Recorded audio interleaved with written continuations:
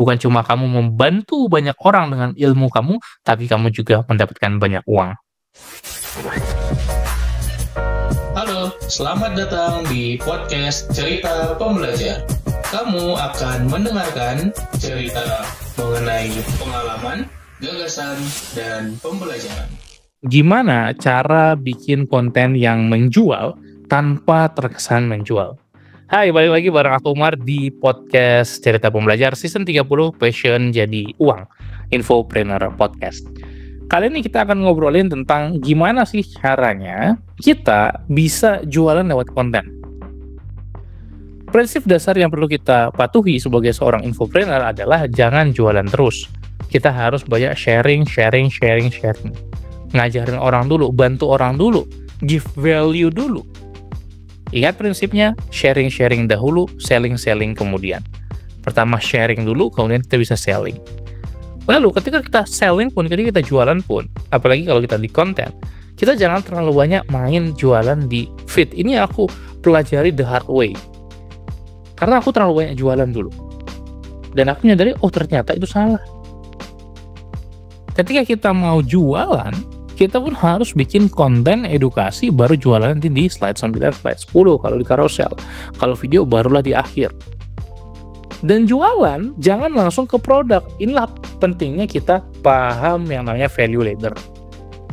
Jadi kita tahu dulu nih, awalnya bukan langsung produk inti kita, tapi lead magnet dulu. Lead magnet dengan freebies, lalu kita berikan tripwire, kita berikan low ticket offer, baru core offer kita, dan nanti di back end, di belakang kita profit maximizer dengan high ticket. Kalau kamu belum begitu nangkep istilah-istilah ini, kamu bisa pelajari lebih detail di Akademi Infopreneur. Aku sederhanakan.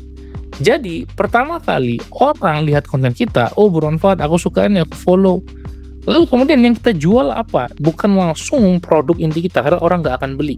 Stranger tuh nggak akan beli produk kita.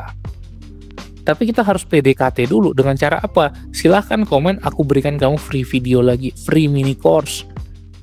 Kasih yang gratis dulu, sebagai umpan untuk mereka isi database mereka. Dan terus saja nggak akan semua membeli produk kita.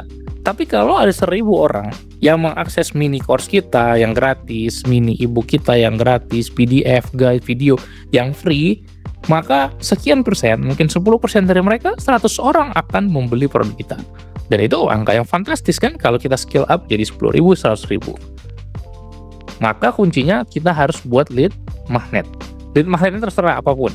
Dan kemudian kita buat squeeze page, yaitu satu halaman yang isinya hanya tentang lead magnetnya itu apa, dan form untuk kita mengisi nama dan email dan nomor handphone. Ketika kita sudah dapat kontak audiens kita, selalu kita harus proses. Jangan sampai kita dapat database audiens kita, tapi kita anggurin.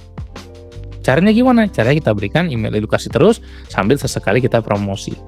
Jadi jauh lebih bijak, kita dapat dulu database audiens kita dengan memberikan value secara gratis, lalu kita edukasi di belakang, bukan di sosmed kita edukasi di belakang, sambil sesekali kita jualin di belakang, lewat email, lewat WhatsApp. Itu akan jauh-jauh lebih bijak.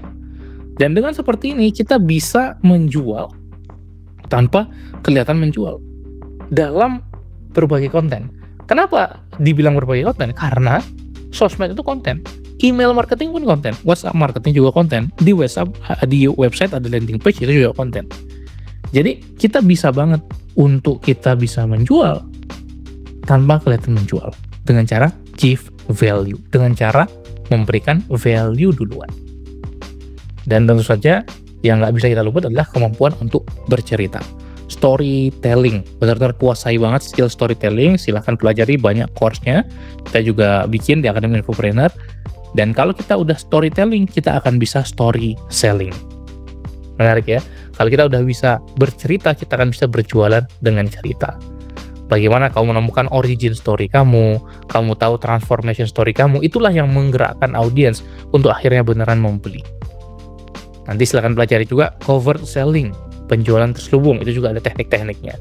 Bagaimana cara menulisnya sehingga hypnotic writing, itu juga kuasai.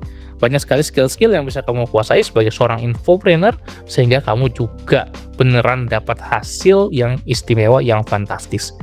Bukan cuma kamu membantu banyak orang dengan ilmu kamu, tapi kamu juga mendapatkan banyak uang. Semoga bermanfaat. Kita jumpa di episode berikutnya. Salam pembelajar.